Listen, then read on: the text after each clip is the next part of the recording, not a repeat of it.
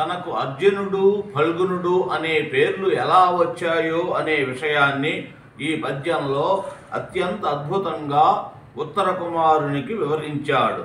సామాన్యముగా ఎవ్వరికీ కలగని అవతాత వర్ణం అనగా నిర్మలమైన తెలుపు వర్ణం నా శరీరానికి ఉండటం వల్ల నాకు అర్జునుడని, ఉత్తర ఫల్గుని విశిష్ట కాలంలో పుట్టడం చేత నాకు ఫల్గునుడని పేరు వచ్చిందని వివరించాడు.